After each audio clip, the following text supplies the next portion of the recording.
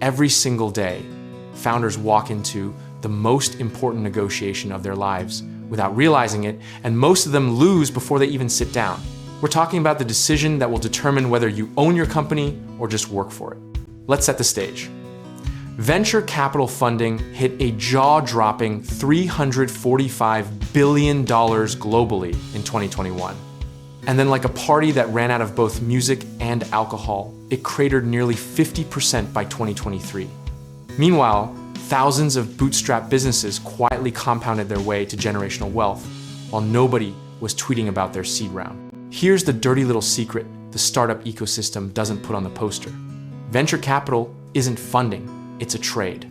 You are selling a piece of your future self to someone who needs a 10x return, and your dream of building something sustainable is, at best, a footnote in their portfolio thesis.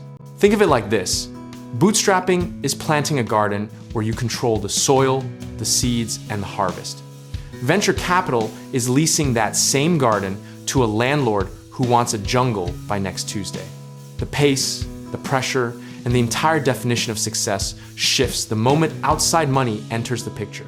We've all seen the headlines, "Startup raises $50 million in Series B," and felt that little pang of either envy or excitement, like maybe that's the move. But what those headlines rarely follow up with is the quiet tragedy 3 years later when the founder gets diluted to 8% and pushed out of their own board.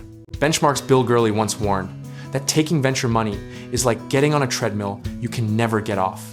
And he was being generous.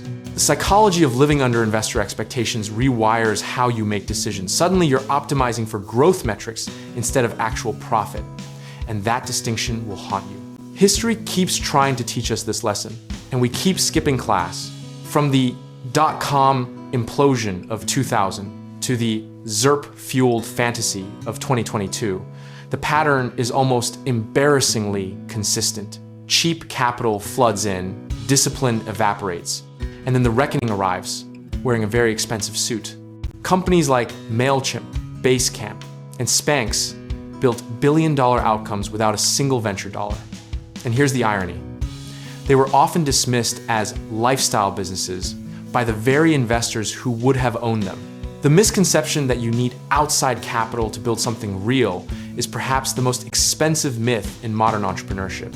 Now, to be fair, venture capital genuinely accelerates certain business models, network effect platforms, deep biotech, infrastructure plays where distribution is everything and speed is survival. If you're building the next operating system for logistics, bootstrapping to product market fit might just mean you bootstrapped yourself into irrelevance. But most businesses, are not that business. And the actionable lesson from every founder who's been through both paths is brutally simple. Only raise money when the math proves that $1 of capital returns more than $1 of equity sacrificed, and never raise it just because someone offered. Discipline here means running the numbers before you run the pitch deck.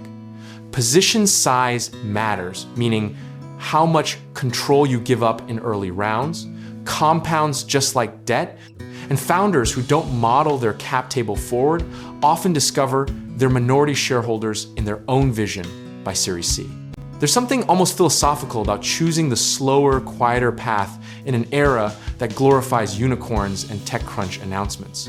But sustainable profit built on real customers, real margins, and real cash flow is the only scoreboard that doesn't get reset when the market changes its mood.